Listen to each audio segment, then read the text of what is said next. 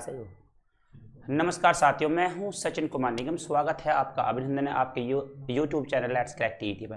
दोस्तों, मैं यहाँ आपको प्रतिदिन करा रहा हूँ इतिहास की क्लास, और इतिहास में मैंने आपको वेदों से करा दिया है, आपको उपनिषदों से करा दिया है, या यूँ कह सकते हैं ब्राह्मण साहित्य से मैंने आपका सब कुछ करा दिया है। उसके बाद में आपका उत्खनन से भी करा चुका हूँ और विदेशी विवरण से।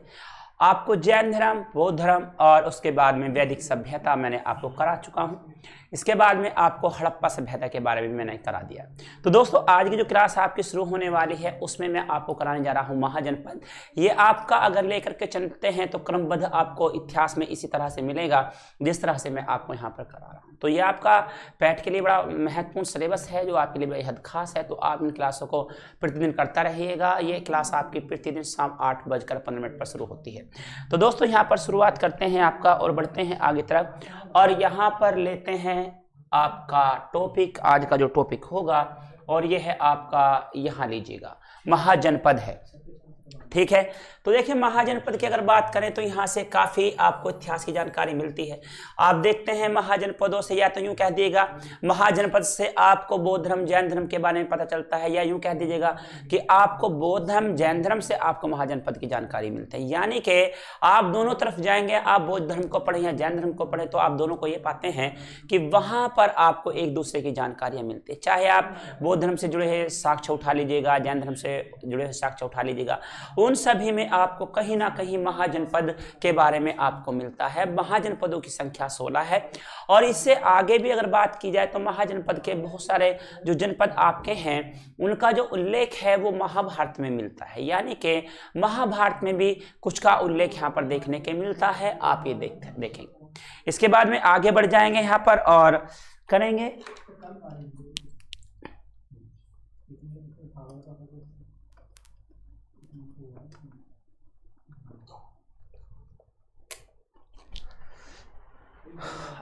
ठीक है। तो यहाँ पर मैं आपको बता रहा था, तो यहाँ पर आपको सब जगह इसका उल्लेख आपको मिलता रहेगा। ठीक है, चलिए आगे बढ़ते हैं, शुरुआत करते हैं आपके महाजनपद की। तो दोस्तों देखिएगा, यहाँ पर शुरुआत करते हैं महाजनपद। महाजनपद ये आपको मैं उस समय की बात बता रहा हूँ जो ईसा से पूर्व की बात है, यानी कि 6वीं शताब्दी ईसा पूर्व की आप यहाँ पर बात करेंगे। और यह प्राचीन भारत में राज्य या प्रशासनिक इकाइयों को कहते थे। यहाँ पर जो महाजनपद है ये 16 महाजनपद रहे हैं, और ये प्राचीन भारत में राज्य या प्रशासनिक इकाइयां को कहा गया है। उत्तर वैदिक काल में कुछ महाजनपदों का उल्लेख मिलता है। अब आप देखेगा, आपका जो वैदिक ऋग्वैदिक काल है, फिर उसके बाद में आपका उत्तर वैदिक काल है। पहले आपका सिंधु सभ्यता को आप देखते हैं, उसके बाद में आप ऋग्वैदिक सभ्यता को देखते हैं, उसके बाद में आपको यहाँ पर मिलता है उत्तर वैदिक काल। अब ये उत्तर वैदिक काल जो आपका रहा है वो 1000 ईसा से लेकर के 600 ईसा तक आपका यहाँ रहा है, ईसा पूर्व तक आपका यहाँ पर रहा है। और इसके बाद में आपको मिलता है यहाँ पर बौद्ध धर्म मिलता है। ठीक है, बौद्ध धर्म के बारे में आपको यहाँ पर मिलता है, और फिर उसके बाद में आपको जैन धर्म के बारे में आपको यहाँ पर मिलता है। तो ये आप देख रहे हैं यहाँ पर 1000 से लेकर के 600 ईसा पूर्व तक की बात करते हैं। उसके बाद में आपको बौद्ध धर्म जैन धर्म मिलता है, और उसी के समकालीन में या उसके साथ साथ में जनपद जो मिलेंगे आपका, वहां पर महाजनपदों का अच्छा खासा उल्लेख आपको मिलता है। और उसमें जो है ना, अच्छा, उसके बाद में यहाँ पर जो प्रशासनिक इकाइयों में आपने 16 को चुना। बौद्ध ग्रंथों में इनका कई बार उल्लेख मिला है। मैं आपको बता चुका हूँ, सबसे ज्यादा जो उल्लेख मिलता है यहाँ पर बौद्ध धर्म से मिलता है, आपको जैन धर्म से मिलता है, बौद्ध धर्म से बहुत बार यहाँ पर उल्लेख मिलता है। और महाजनपदों के राजाओं के बारे में बहुत सारी जानकारियां आपको बौद्धों से मिलती हैं। आगे बढ़ जाएंगे यहाँ पर। ईसा पूर्व 6वीं से 5वीं शताब्दी की प्रारंभिक भारतीय इतिहास में एक प्रमुख मोड़ के रूप में माना जाता है। यानी कि जिस समय आप देख रहे थे उस समय आपने उत्तर वैदिक काल को माना, लेकिन उत्तर वैदिक काल धीरे धीरे जब परिवर्तन हुआ तो उसे यहाँ पर जो जानकारी मिलती है वह आपका महाजनपदों से मिलती है। यानी कि आप यूं कह सकते हैं कि उससे पहले आप जो पढ़ते थे, आपने पूर्व वैदिक काल पढ़ लिया आपने, यानी कि ऋग्वैदिक काल को आपने पढ़ा। उसके बाद में ऋग्वैदिक काल जो आपका रहा वो 1500 से लेकर के 1000 ईसा पूर्व तक रहा।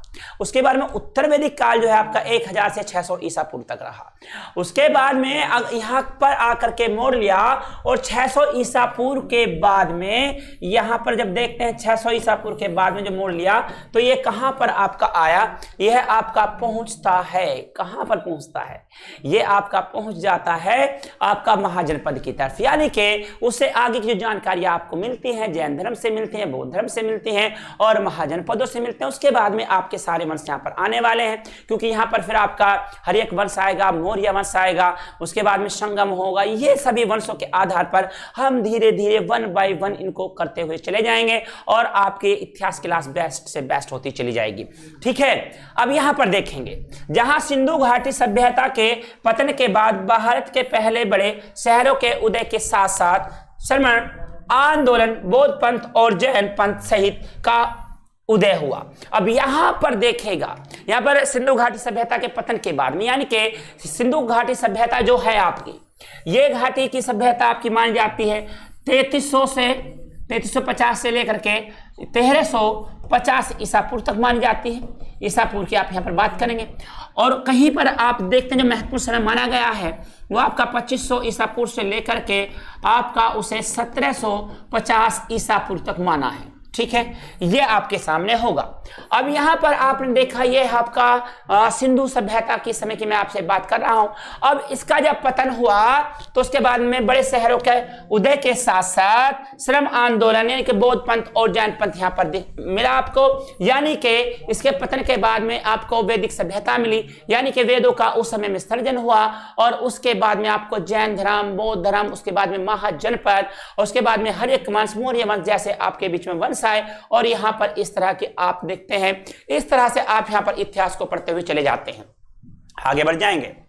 अब देखिएगा यहां पर गणना और स्थिति की अगर यहां पर बात करते हैं तो यहां पर करेंगे यह सभी महाजनपद आज की उत्तरी अफगानिस्तान से बिहार तक और हिंदू कुश से गोदावरी नदी तक में फैला हुआ था। अब ये हिंदू कुश जो पर्वत है आपका, ये आपका पश्चिमी भारत की तरफ यानी कि अफगानिस्तान की तरफ पड़ता है, पाकिस्तान अफगानिस्तान, जबकि यहाँ पर अफगानिस्तान को आप देखते हैं और इधर आप बिहार को देखते हैं और एक तरफ आप गोदावरी नदी की तरफ तक आप जाते हैं। यानी कि यह आपका वह क्षेत्र है जो 2500 किलोमीटर का एरिया, 2500 से 3000 किलोमीटर का एरिया उत्तर से दक्षिण की तरफ लिए हुए था और लगभग 1500-1600 किलोमीटर का जो एरिया है आपका वो पूर्व से पश्चिम की तरफ लिए हुए था। ठीक है, आगे बढ़ते हैं। देरी निकाय के महागोविंद सूत में भारत की आकृति का वर्णन करते हुए उसे उत्तर में याताकार तथा दक्षिण में त्रिभुजाकार यानी एक बैलगाड़ी की तरह बताया गया है। यानी कि कहीं पर याताकार बताया गया है तो कहीं पर यह त्रिभुजाकार बताया गया है और इसकी स्थिति लगभग रेलगाड़ी के समान बताई गई है। ठीक है, अब यहां पर सबसे ज्यादा जो आपको यहां पर मिलता है उल्लेख महागोविंद सूत में मिलता है। कहां पर मिलता है आपका? महागोविंद सूत में आपको यहां पर मिलता है। आगे बढ़ेंगे। बौद्ध निकायों में भारत को 5 भागों में वर्णित किया गया है। अब देखेगा बौद्ध निकायों में भारत को 5 भागों में जो है वर्णित किया गया है। आपका उत्तरापथ है, आपका मध्य प्रदेश, आपका प्राची है, आपका दक्षिण पथ तथा अपरांत का उल्लेख मिलता है। अब ये आपका उत्तरापथ पश्चिमोत्तर भाग होता है, आपका मध्य, आपका जो मध्य देश है यानी कि उत्तर प्रदेश और मध्य प्रदेश वाला भाग रहा है। आपका प्राची पूर्वी भाग होगा, आपका दक्षिणी पंथ तथा अपरांत पश्चिमी भाग का उल्लेख मिलता है। इससे इस बात का भी प्रमाण मिलता है कि भारत की भौगोलिक एकता ईसा पूर्व 6वीं सदी से ही यहाँ पर परिकल्पित है आपका। ठीक है दोस्तों, अब यहाँ पर जो आप देख रहे हैं इसमें आप पाते हैं यहाँ पर कि ये आपको जो मिलता है बौद्ध निकायों से 5 भागों में बांटा गया पूरे भारत को और इस तरह से हमको यहाँ पर इसका इतिहास देखने के लिए मिलता है। आगे बढ़ते हैं। अब जब आप आगे बढ़ते हैं तो यहां से बहुत सारी जानकारी आपको कहां से मिलती है? पाणिनि से मिलती हैं, यहां पर आपको जो है महाभारत से भी मिलती है। बहुत सारी जानकारी जो इसमें आपको महाभारत से मिलेगी, मैं बताता हूं यहां पर आपको क्या क्या देखने के लिए। इसके अतिरिक्त जैन ग्रंथ भगवती सूत्र और सूत्रकृतांग, पाणिनि की अष्टाध्यायी, बोधायन धर्मसूत्र या ईसा पूर्व 7वीं सदी में रचित हुए और महाभारत में भी उल्लेख मिलता है। जनपद सूची पर दृष्टिपात करते हैं। तो अब देखिएगा यहाँ पर आप महाभारत में जैसे आपने यहाँ पर पांचाल का नाम सुना, इसमें आपने इंद्रप्रस्थ का नाम सुना, ये सभी वो जगह है आपकी जब आप देखते हैं कि ये पांचाल है आपका, कुर है आपका, मल है, ये सभी आपको महाभारत में कहीं ना कहीं देखने के लिए मिलते हैं। ठीक है, पाएंगे कि उत्तर में हिमालय से कन्याकुमारी तक तथा पश्चिम में गांधार प्रदेश से लेकर पूर्व में असम तक प्रदेश इन जनपदों में आच्छादित था। यानी कि आप देखेंगे यहाँ पर हिमालय से कन्याकुमारी तक रहा है और असम से आपका यहाँ पर गांधार प्रदेश से लेकर के असम तक ये आपका फैला हुआ एक विकसित क्षेत्र रहा है। कौटिल्य ने एक चक्रवर्ती सम्राट के अंतर्गत संपूर्ण भारतवर्ष की राजनीतिक एकता के माध्यम से एक बृहत संगठित भारत की परिकल्पना की थी। अब यहां पर आप देख रहे हैं, यहां पर है कौटिल्य ने एक चक्रवर्ती सम्राट के अंतर्गत संपूर्ण भारतवर्ष की राजनीतिक एकता के माध्यम से एक वर्तिक संगठित भारत की परिकल्पना की थी। और आगे बढ़ जाएंगे, उसने ही बताया यहाँ पर कि भारत का विस्तार किस किस तरह से था और यहाँ की अर्थव्यवस्था कैसी थी, और वहाँ उसने प्रशासन के लिए यहाँ पर बहुत यानी कि सबसे ज्यादा यहाँ पर क्या दिया, यहाँ पर कह सकते हैं राजनीतिक शास्त्र लिखा और यहाँ पर अर्थशास्त्र के बारे में सबसे ज्यादा बताया, और कौटिल्य के द्वारा ही अर्थशास्त्र की बुक लिखी गई है। ठीक है, इसके बाद में ईसा पूर्व 6ठी शताब्दी से ईसा पूर्व 2वीं सदी तक प्रचलन में रहे आहा सिक्कों के वितरण से अनुमान होता है। अब उस समय के जो आपके सिक्के थे, उस समय के कुछ सिक्के इस तरह से हुआ करते थे। आप देखेंगे ये वो मोहरे या सिक्के हैं जो उस समय में प्रयोग में लाए गए, और ये आपको अब से यानी कि 2500 वर्षों पुराने वाले सिक्के हैं। यानी कि यहाँ पर लेन देन जो हुआ करता था वो इन वस्तुओं के रूप में ही हुआ करता था। कि ईसा पूर्व 4वीं सदी तक संपूर्ण भारत में एक ही मुद्रा प्रचलित थी। इससे उस युग में भारत के एकता की साफ झलक दिखाई देती है। यहाँ पर आप देखेंगे इस ईसा पूर्व 4वीं सदी तक संपूर्ण भारत में एक ही मुद्रा प्रचलित थी। इसे उस युग में भारत के एकता की साफ झलक दिखाई देती है। आगे बढ़ेंगे इसमें, और इसी के साथ में यहाँ पर ईसा पूर्व 6ठी सदी में व्याकरण पाणिनि ने 22 महाजनपदों का उल्लेख किया है। अब देखिए ये पाणिनि है, महर्षि पाणिनि, इन्होंने जहां पर आप देखते हैं 16 जनपदों का उल्लेख मिलता है, जहां पर 16 महाजनपदों का उल्लेख मिलता है, वहीं पर पाणिनि के द्वारा 22 महाजनपद का उल्लेख आपको मिलता है। यानी कि वो यहां पर 22 महाजनपदों के बारे में आपको बताते हैं। इनमें से 3 मगध, कौशल तथा वत्स को महत्वपूर्ण बताया गया है। इनमें से 3 मगध, कौशल तथा वत्स को महत्वपूर्ण बताया गया है। यानी कि 22 जो महाजनपद आपके पाणिनि ने बताए हैं उनमें मुख्य माने गए हैं। मगध है आपका, जो आपका बिहार क्षेत्र होता है, ठीक है, पूरी उत्तर प्रदेश होता है। कौशल है आपका, और यहाँ पर वत्स है। ये तीनों यहाँ पर जो बताए गए बड़े महत्वपूर्ण बताए गए हैं, बाकी यहाँ पर सामान्य रहे हैं। इसके बाद में आरंभिक बौद्ध तथा जैन ग्रंथों में इनके बारे में अधिक जानकारी मिलती है। अब देखिएगा यहाँ पर जो जानकारी आपको मिलती है 16 महाजनपदों की, तो यहाँ पर आपको बौद्धों से मिलती है और यहाँ पर आपको जैन धर्म से मिलता है। आगे बढ़ेंगे।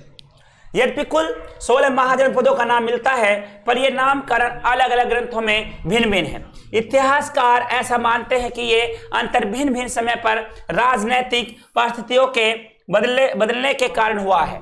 इसके अतिरिक्त इन सूचियों के निर्माताओं की जानकारी भी उनके भौगोलिक स्थिति से अलग हो सकती है। बौद्ध ग्रंथ, अंगुत्तर निकाय और महावस्तु में 16 महाजनपदों का उल्लेख मिलता है। यहाँ पर देखिए महाजनपद जो रहे हैं 16 महाजनपद रहे हैं। यहाँ पर बौद्ध धर्म से, जैन धर्म से, यहाँ पर आपका पाणिनि के द्वारा, अंगुत्तर निकाय के द्वारा, आपका महावस्तु के द्वारा भी यहाँ पर 16 महाजनपदों का उल्लेख मिलता है। यानी कि 16 महाजनपदों का उल्लेख आपको बहुत सारी जगहों से देखने के लिए मिल जाता है। दोस्तों आगे बढ़ेंगे। अब ये महाजनपद कौन कौन से रहे हैं, 16 महाजनपद की अगर बात करेंगे, अब यहां पर हम बात करेंगे कि 16 महाजनपद कौन कौन से रहे हैं, और इसके साथ साथ यहां पर यह भी आपको देखना होगा कि यहां पर कौन कौन से रहे और इनमें क्या क्या विशेषता और यहां पर किस किस के लिए इन्हें जाना गया है। नंबर 1 आपका अंग होगा, यानी कि पहला यहां पर अंग रहा, दूसरा आपका अश्मक या अस्स रहा। अवंती को मानते हैं, चेदी भी है आपका, गांधार भी है आपका, काशी है, कंबोज है, कौशल है। कुरु है आपका, मगध है, मल है, मत्स्य है आपका, पांचाल है, शूरसेन है, विज है आपका, और यहाँ पर वत्स या वंश है आपका। तो ये आपके यहाँ पर 16 महाजनपद हुए। अंग है यहाँ पर आपको बताया, और अंग से लेकर अश्मक, अवंती, चैंदी, गांधार, काशी, कंबोज, कोशल, कुरु, मगध, मल, वत्स, पांचाल, शूरसेन, विज और आपका वत्स होता है। ठीक है, ये आपके 16 महाजनपद हैं जिनका उस समय में उल्लेख मिलता था। यानी कि संपूर्ण भारत जो है और ये आपका अफगानिस्तान तक फैला हुआ, यह आपका 16 महाजनपदों में या यूं कहिएगा 16 राज्यों में बटा हुआ एक आपका क्षेत्र था। नंबर 1 यहां पर पहला लेते हैं, अवंती होगा। पहला नंबर आपने अवंती को दिया। अवंती के बारे में पढ़ते हैं। आधुनिक मालवा ही प्राचीन काल की अवंती है। यानी कि जो मालवा का क्षेत्र है वह उस समय का अवंती है। इसके 2 भाग थे, उत्तरी अवंती और आपका दक्षिणी अवंती। यानी कि जो मालवा का क्षेत्र है यह आपका उत्तरी अवंती और दक्षिण अवंती में आपका बटा हुआ था। ठीक है, इसके बाद में उत्तरी अवंती की राजधानी उज्जैनी और दक्षिणी अवंती की राजधानी आपका महिषमती थी। यानी कि आपने नाम जो सुना होगा या बाहुबली में सुना होगा, महिषमती, है ना। ठीक है, इसके बाद में प्राचीन काल में यह है वंश जो है आपका हरिक वंश शासन था। यहाँ पर काल में हर वंश का शासन था और गुजरात का क्षेत्र यहाँ तक आपको इसमें सम्मिलित रखा गया है। आगे बढ़ते हैं। अगला है आपका अश्मक या अक्ष का होता है आपका दक्षिण भारत का एकमात्र वंश रहा है। यानी कि यह है एकमात्र वंश आपका रहा है आपका, या सॉरी वंश जनपद रहा है आपका दक्षिण भारत का। नर्मदा और गोदावरी नदियों के बीच अवस्थित इस प्रदेश की राजधानी पोतन थी। अब देखिएगा यहाँ पर आप देखते हैं जो अश्मक है आपका उसकी राजधानी क्या है आपका, पोतन है। इस राज्य के राजा इंशवा कुशवंश के थे। इसका अवंती के साथ निरंतर संघर्ष चलता रहता था। धीरे धीरे यह राज्य अवंती के अधीन हो गया। अब आगे चल करके यह क्या हुआ, यह धीरे धीरे आगे चल करके अवंती के अधीन हो गया। यानी कि यह है जो है आपका मालवा जो क्षेत्र है उसने जो है यहाँ पर दक्षिणी क्षेत्र को भी अपने अधीन कर लिया, और यह आगे चल करके क्या हुआ, इसका अवंती के अधीन हो गया और यह उसमें मिलकर के रह गया। अगला होता है आपका अंग। ये अगला जो है आपका यहां पर आप देखते हैं अंग होगा। ठीक है, अब देखिएगा अंग महाजनपद की आप यहां पर बात करेंगे। यह मध्य के पूर्व था, वर्तमान के बिहार के मुंगेर और भागलपुर जिले से इसका संबंध है। यानी कि अंग जो आपका मुंगेर और भागलपुर जिले का जो क्षेत्र था उसे अंग कहा गया। ठीक है दोस्तों, यहाँ पर अंग के बारे में जानकारी आपको मिलती है, बिहार से मिलती है। इनकी राजधानी चंपा थी। इसकी राजधानी क्या रहा आपका, चंपा थी। चंपा उस समय भारतवर्ष के सबसे प्रसिद्ध नगरियों में से एक थी। यानी कि चंपा उस समय में भारत में जिस तरह से आप देखते हैं कि दिल्ली है, मुंबई है, कोलकाता है, चेन्नई है, आपका शिमला है, लखनऊ, देहरादून, ऐसे जो शहर हैं जो आपके मुख्य होते हैं, जयपुर जैसे, तो वहां पर उन जिस तरह से आज आप नामों को जानते हैं उस समय में इस तरह का नाम एक चंपा भी हुआ करता था। तो वहां पर यह एक भारतवर्ष की प्रसिद्ध नगरियों में से एक मानी जाती है। मगध के साथ हमेशा संघर्ष होता रहता था और अंत में मगध ने इस राज्य को पराजित कर अपने में मिला लिया तथा इसकी राजधानी चंपा थी। ये मैं आपको बता चुका हूं। ठीक है, आगे चल करके मगध ने इसे अपने में मिला लिया, यानी कि इस पर अधिकार कर लिया। इस पर आधिपत्य किसका हो गया आपका, मगध का हो गया। अगला है आपका कंबोज है। ठीक है, अब ये कंबोज जो क्षेत्र है आपका ये कहां से कहां तक रहा, गांधार कश्मीर के उत्तर आधुनिक पामीर का पठार था। यानी कि आपका पामीर का पठार है जिसे आप जो है तिब्बत के पठार के नाम से भी जानते हैं या विश्व की छत के नाम से भी जानते हैं। यह विश्व का सबसे ऊंचा पठार है जिसकी ऊंचाई लगभग 5000 मीटर के आसपास है। हालांकि अगर देखा जाए तो पठारों का मूल्यांकन किया जाता है, पठार कहे जाते हैं, वह आपके 800 से 1200 मीटर या अधिकतम 1600 मीटर ऊंचे भाग होते हैं जो धरातल से ऊपर उठे होते हैं और ऊपर जाकर के समतल होते हैं, उन्हें पठार कहा जाता है। लेकिन यहाँ पर पामीर का पठार या तिब्बत का पठार जो है आपका अपवाद होता है, क्योंकि यह 5000 मीटर है, इतनी ऊंची तो आपको पहाड़ें जल्दी से नहीं मिलती हैं। तो गांधार कश्मीर के उत्तर आधुनिक पामीर का पठार था, उसके पश्चिम में बंदखास प्रदेश कंबोज महाजनपद कहलाता था। यानी कि पामीर के पठार के आसपास वाला जो क्षेत्र है, जो अफगानिस्तान और आपका यहाँ पर क्षेत्र मिलता है, तिब्बत साइड वाला जो मिलता है, यह आपका कंबोज क्षेत्र कहलाया।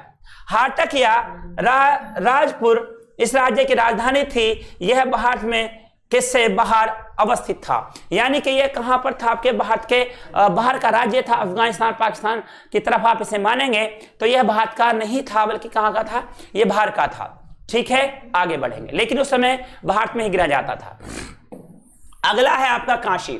अब काशी तो आपका उत्तर प्रदेश का है और पूरे भारत में काशी को एक तीर्थ स्थल के नाम से भी जाना जाता है, यानी कि यह हिंदुओं की आस्था का बहुत बड़ा केंद्र है। ठीक है, आज भी आप देखेंगे काशी महाजनपद की जो राजधानी है या इसकी राजधानी वाराणसी थी, जो वरुणा और 80 नदियों की संगम पर बसी थी।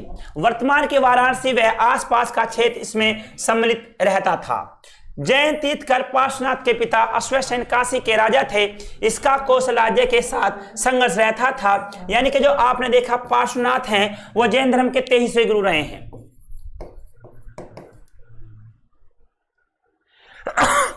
सॉरी, यहां पर 23वें गुरु रहे हैं। और आपने अगर इनको देखा हो, किसी स्टैचू वगैरह को देखा हो, तो इनके ऊपर सांप रहता है, जो छतरी बनाए हुए हैं इनके ऊपर, वह पार्श्वनाथ की तस्वीर होती है और ये 23वें गुरु रहे हैं। इनके पिता है अश्वसेन, जो काशी के राजा थे। इसका कोसल राज्य के साथ संघर्ष रहता था, यानी कि इनका जो संघर्ष था वो किससे था, कोसल राज्य से हुआ करता था। यहाँ पर पुत्तिल जातक के अनुसार काशी नगरी 12 योजन विस्तृत थी और भारतवर्ष की सर्वप्रधान नगरी थी। यानी कि उस समय की सर्वप्रधान नगरी कौन सी आपकी हुआ करती थी, यानी कि काशी हुआ करती थी। आगे बढ़ेंगे, कुरु है आपका यहाँ पर। ठीक है, कुरु आधुनिक हरियाणा तथा दिल्ली का यमुना नदी के पश्चिम वाला अंश शामिल था। इसकी राजधानी आधुनिक इंद्रप्रस्थ यानी कि दिल्ली थी। यानी कि दिल्ली वाला जो क्षेत्र आपका कुरु का रहा है, जैन के उत्तराधान सूत्र में यहाँ के इक्ष्वाकु नामक राजा का उल्लेख मिलता है। जातक कथाओं में सुसोम, कौर और धनंजय यहाँ के राजा माने गए हैं। कुरु धम्म जातक के अनुसार यहाँ के लोग अपने सीधे सच्चे मनुष्यचित वर्ताव के लिए अग्रणी माने जाते थे और दूसरे राष्ट्र के लोग इनसे धर्म सीखने आते थे। यानी कि यहाँ के जो लोग हैं धर्म की बात क्या करते थे, सभ्यता और संस्कृति यहाँ की प्रबल थी और यहाँ से इस बात को सीखने के लिए, यानी कि इस तरह की जो है आपका संस्कृति सीखने के लिए बाहरी राज्यों से लोग यहाँ पर आया करते थे, ताकि वो तौर तरीके यहाँ पर सही से सीख सके। ठीक है, आगे बढ़ते हैं। कौशल है आपका यहाँ पर, कौशल आपका यहाँ पर होगा, लीजिएगा यहाँ पर कौशल। उत्तर प्रदेश के अयोध्या जिला, गोंडा और बहराइच के क्षेत्र शामिल थे। उत्तर प्रदेश के अयोध्या जिला, गोंडा और बहराइच के क्षेत्र शामिल थे। इसकी प्रथम राजधानी अयोध्या थी, द्वितीय राजधानी यहाँ पर अवस्थित थी। यहाँ पर देखिए कौशल आपका जो क्षेत्र है, उत्तर प्रदेश के अयोध्या जिला, गोंडा और बहराइच के क्षेत्र शामिल थे। इसकी प्रथम राजधानी अयोध्या थी, द्वितीय राजधानी यहाँ पर श्रावस्ती थी। कौशल के एक राजा कंस को पाली ग्रंथों में वारण सिंह गाहो कहा गया है। यानी कि कंस राजा की उसकी बात करते हैं, जो कृष्ण के मामा रहे हैं और इनका संबंध कहां से था, आपका कौशल से रहा है। उसी ने काशी को जीतकर कौशल में मिला लिया था और कौशल देश के राजा प्रसन्नजीत थे। उस समय के जो राजा यहाँ पर थे वो कौन थे, आपका प्रसन्नजीत हुआ करते थे। अब देखिए गांधार जो क्षेत्र है आपका, इसे गांधारी, आपने देखा होगा महाभारत में गांधारी का जो उल्लेख मिलता है, यानी कि वो गांधार की रहने वाली थी, गांधार नरेश की पुत्री थी और उसके द्वारा उत्पन्न 100 पुत्र माने गए हैं, जिन्हें कौरव के नाम से जाना गया। तो यह कहाँ पड़ता है आपका, यह आपका पाकिस्तान क्षेत्र पड़ता है। ठीक है, गांधार जनपद पाकिस्तान का पश्चिमी तथा अफगानिस्तान का पूरी क्षेत्र और कश्मीर का कुछ भाग इसके अंतर्गत आता है। इसकी राजधानी तक्षशिला थी। इसे आधुनिक कंदहार से जोड़ने की गलती कई बार लोग कर देते हैं, जो कि वास्तव में इस क्षेत्र में कुछ दक्षिण में स्थित था। यानी कि कंदहार जो है आपका वो दक्षिण में स्थित है, लेकिन वो इसके अंतर्गत बिल्कुल भी नहीं आता है। हैं, आगे बढ़ेंगे। अगला है यहां पर होता है चेंदी। अब यहां पर अगला जो राज्य आपका यहां पर होता है वो चेंदी आता है। चेंदी राज्य वर्तमान में बुंदेलखंड का इलाका, इसकी राजधानी शक्तिमती था। अब यहां पर इसका जो इलाका है, यह राजधानी है इसका, बुंदेलखंड क्षेत्र है आपका, और इसकी राजधानी यहां पर शक्तिमती रहा है। इस राज्य का उल्लेख महाभारत में भी है, इस राज्य का उल्लेख महाभारत में भी है। शिशुपाल यहाँ का राजा था। आपने शिशुपाल का नाम सुना होगा, यह एक जो है अधर्मी राजा माना गया है।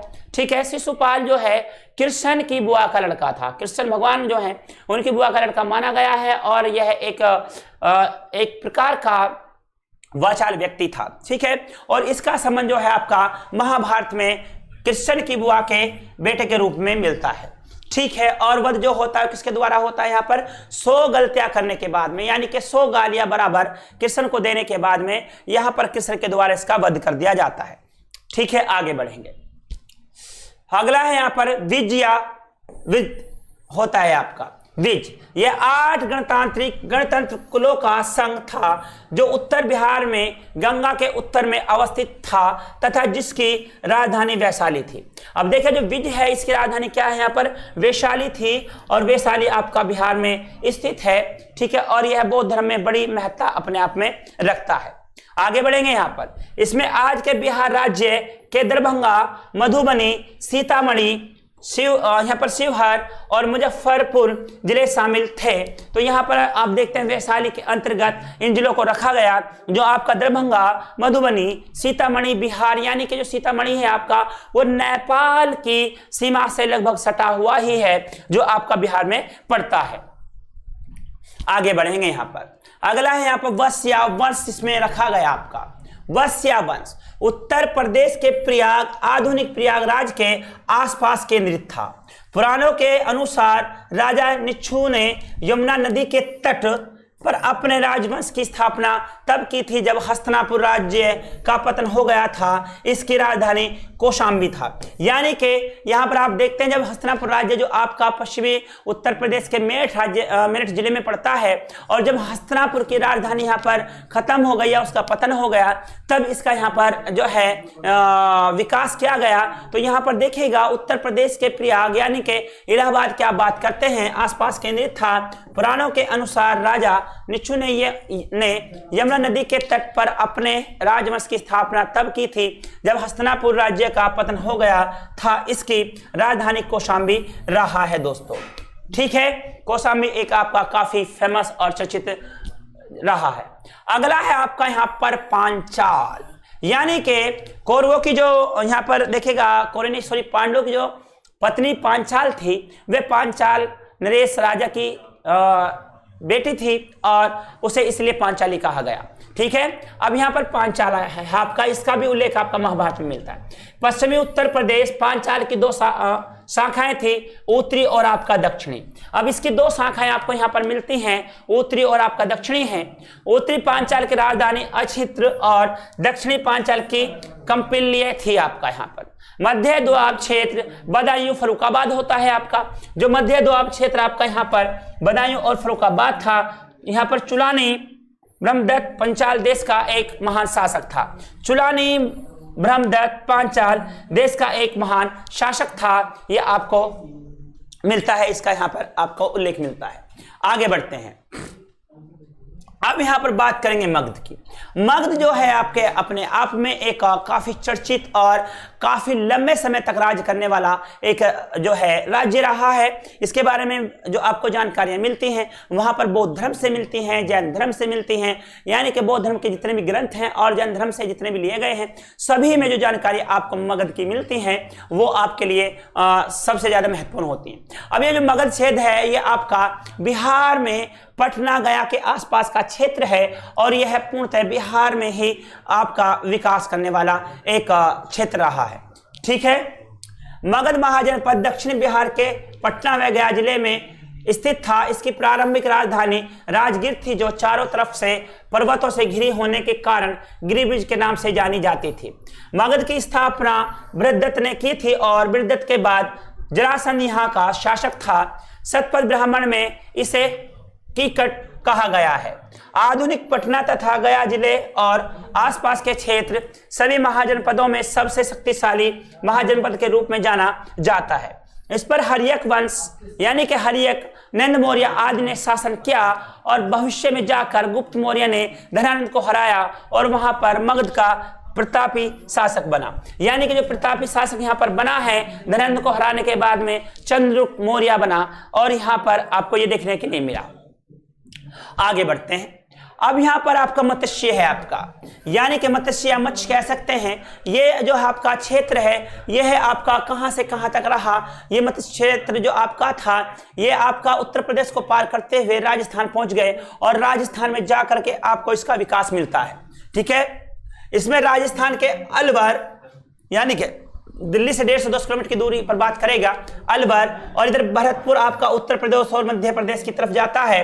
जयपुर जिले के क्षेत्र शामिल थे, यानी कि मत्स्य क्षेत्र में आपका अलवर, भरतपुर और आपका जयपुर जिले के क्षेत्र शामिल हैं। इसकी राजधानी विराटनगर थी। इसकी जो राजधानी उस समय में क्या रहा है आपका विराटनगर थी।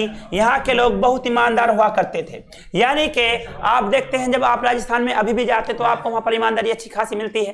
ठीक है, तो यहाँ पर आप देखिएगा इस जगह के जो लोग हैं आपके काफी ईमानदार रहे हैं, अलवर और भरत और जयपुर के। ठीक है, आगे बढ़ेंगे यहाँ पर। अब यहां पर आपका मल्ल है। कौन सी आपके यहां पर मल्ल होगी? यह भी एक गण संघ गणतंत्र था और गोरखपुर के आसपास था। यानी कि ये जो आप देखते हैं ये सारा जो मतलब आपने अभी तक ये देखा होगा जितने भी आपको यहाँ पर मिले, जो आपको जैसे गांधार है आपको मिला, यहाँ पर कंबोज मिला, ये आपको बाहर में मिला। आपका यहाँ पर जो मिला जा करके अभी यहाँ पर मत्स्य मिला वो आपको राजस्थान में जाकर के मिला। लेकिन उससे अलग जितने भी आपके पड़े हैं पश्चिमी उत्तर प्रदेश और बिहार को लेकर के यहाँ पर बात की गई, यानी कि बिहार क्षेत्र और आपका उत्तर प्रदेश क्षेत्र जुड़ा हुआ रहा है महाजनपदों में सबसे आगे। ठीक है, मल यह भी एक गण संघ था और गोरखपुर के आसपास था। मलों की 2 शाखाएं थी। यहाँ पर मलों की भी 2 शाखाएं थी। एक की राजधानी कुशीनारा थी जो वर्तमान कुशीनगर है, और तथा दूसरी की राजधानी पावा यानी कि पावापुरी के नाम से आपने जाना होगा।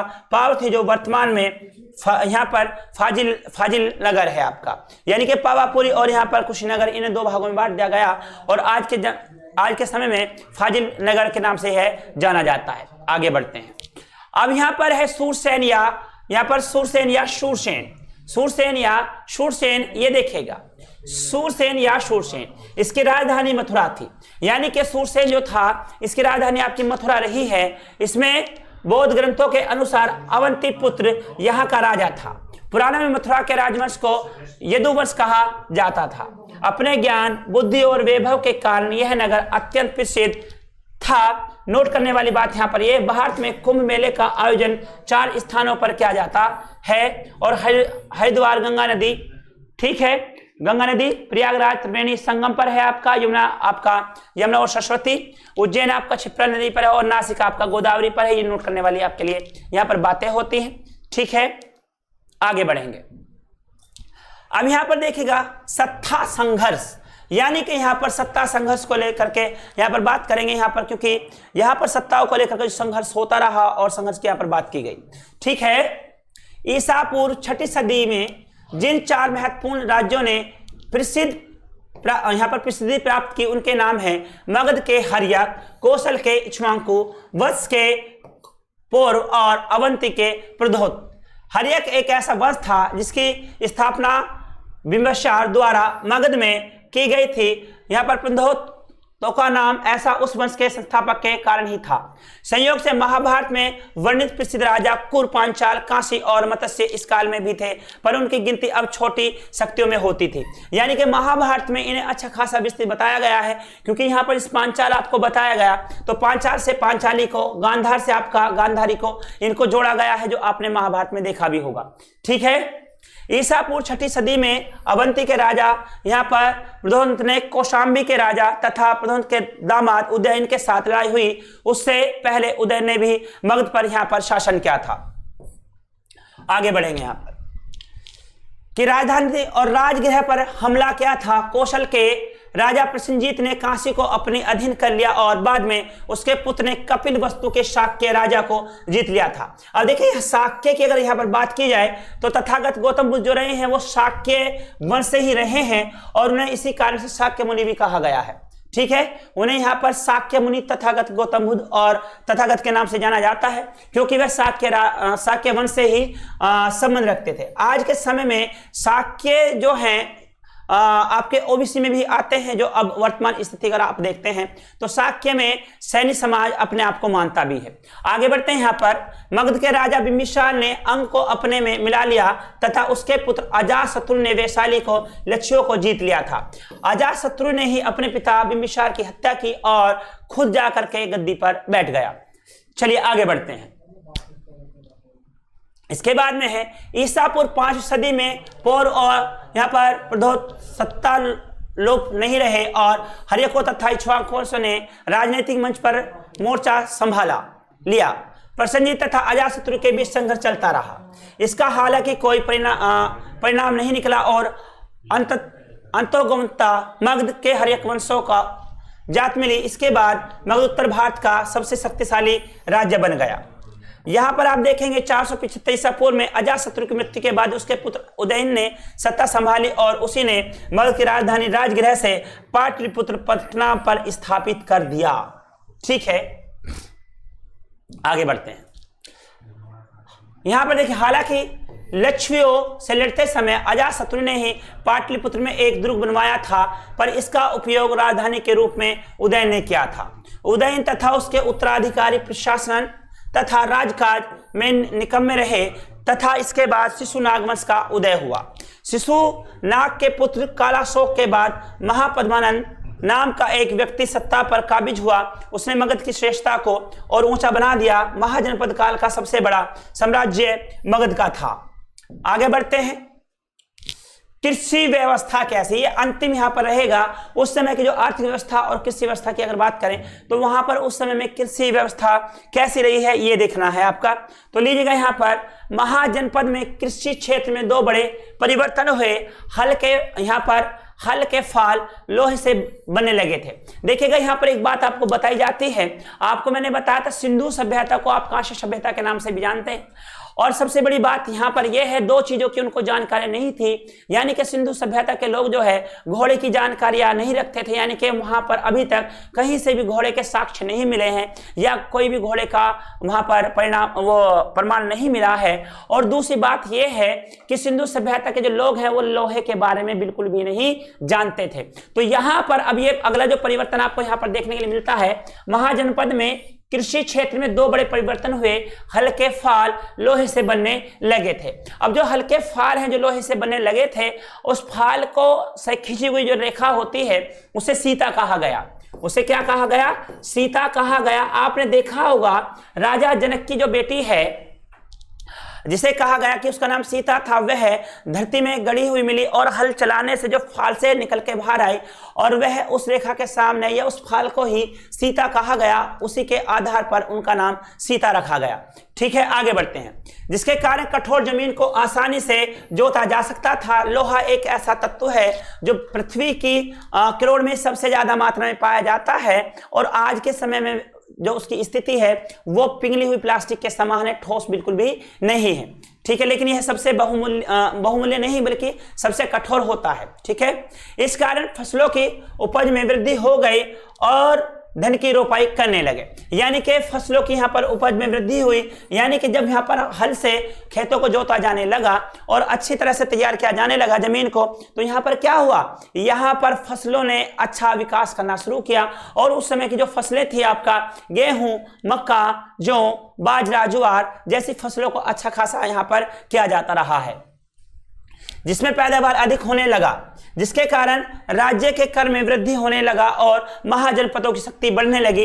अब यहाँ पर जब जनता को यहाँ पर बेनिफिट होने लगा तो यहाँ पर करों में वृद्धि कर दी गई और करों में वृद्धि की गई तो यहाँ की जो सरकारें हैं वो मजबूत होती चली गई और उन महाजनपदों ने और अच्छे से यहाँ पर आकर के विकास किया। तो यहाँ ये देखेगा कृषि व्यवस्था यहाँ पर बहुत अच्छी रही है और इसको आपको बताया गया है हल्के फाल की तरह। ठीक है दोस्तों, ये थी आज की आपकी क्लास, ये क्लास आपकी कैसी रही जरूर बताइएगा। दोस्तों मैं अब तक आपको यहाँ पर भारतीय इतिहास से जुड़े हैं जो करा चुका हूँ। मैंने आपको यहाँ से लेकर के ब्राह्मण साहित्य से लेकर के मैंने आपको बताया इतिहास के स्रोत कौन कौन से हैं। तो पहला उसमें आपको मैंने ब्राह्मण साहित्य बताया, जिसमें 2 भागों में बांटा गया, ब्राह्मण साहित्य व अब्राह्मण साहित्य। ब्राह्मण साहित्य में आपने वेद, उपनिषद, काव्य, महाकाव्य, वेदांग और कल्पसूत्र, पुराणों आदि को रखा। जबकि अब्राह्मण साहित्य में आपने बौद्ध धर्म और आपने जैन धर्म को रखा। इन्हें अब्राह्मण साहित्य इसलिए कहा गया क्योंकि ये बौद्धों के द्वारा, ये जैनियों के द्वारा लिखे गए थे, ना कि ब्राह्मणों के द्वारा लिखे गए, और इसलिए इन्हें जो है अब्राह्मण साहित्य कहा गया। दूसरा आपको उत्खनन की तरफ आपको लेकर के चलते हैं। तो उत्खनन से आपने सभ्यताओं को जाना और पुरानी इमारतों के बारे में पढ़ा और अभिलेखों के बारे में पढ़ा। तो यहां से आपको मिलता है उत्खनन से। तीसरा पॉइंट आपका यहां पर जो रहा है वो विदेशी विवरण रहा है।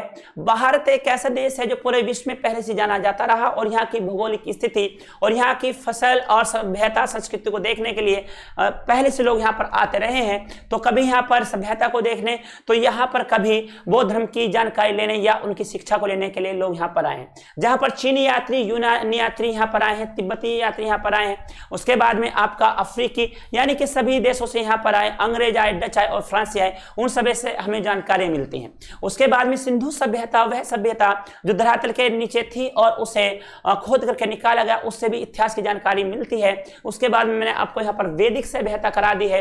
और आज का ये जो टॉपिक रहा वैदिक सभ्यता के बाद में, आज मैंने आपको कराया है यहाँ पर 16 महाजनपदों के बारे में। ये क्लास आपकी कैसी लगी आप जरूर बताइएगा। अगली क्लास इससे आगे की होगी और इसको आप करते रहेंगे कंटिन्यू, ये आपके लिए बेहतर रहेगा और इतिहास को हम यहाँ पर क्रमबद्ध पढ़ते हुए चले जाएंगे। तो दोस्तों मिलते हैं आपसे आपकी अगली क्लास में, तब तक के लिए मुझे दीजिएगा अनुमति। मैं मिलता हूँ आपसे। Good day, good luck, goodbye, जय हिंद।